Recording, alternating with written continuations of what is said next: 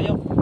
Kaya hindi ko kayang istigitin mula doon sa supermarket hanggang sa bahay. Ngayon namili ako.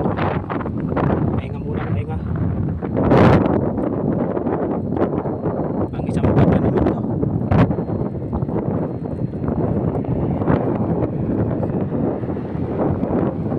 Yung malayo pa yan. Sa yung galing.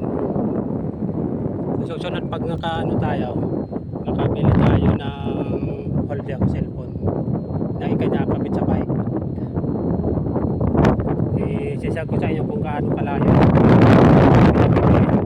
Kaya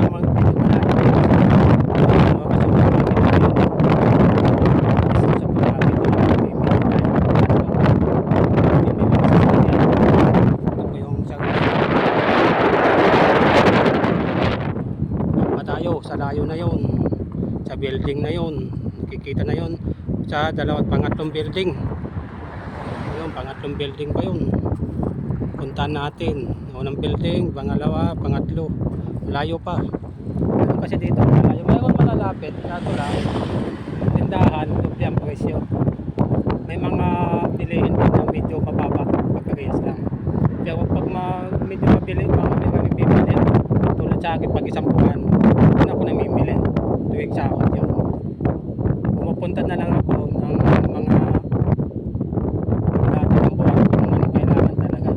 Pero yung ang isang buwan budget, hindi ko pwedeng sa tindahan bibili. Papagas na lang ako sa supermarket kasi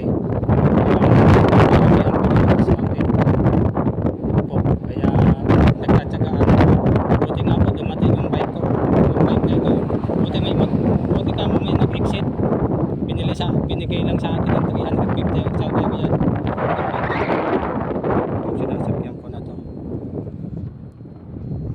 Tambay muna ako sa ito, malayo-layo.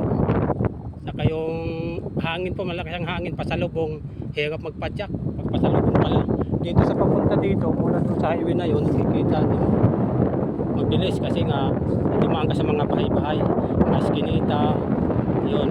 Pagdating po dito, papasalubong na yung hangin. Punta doon, papasalubong na yan. Tambay muna ako dito. Okay. Doon tayo pupunta. Kaya hindi ko na pipigil kasi wala akong tagahawak.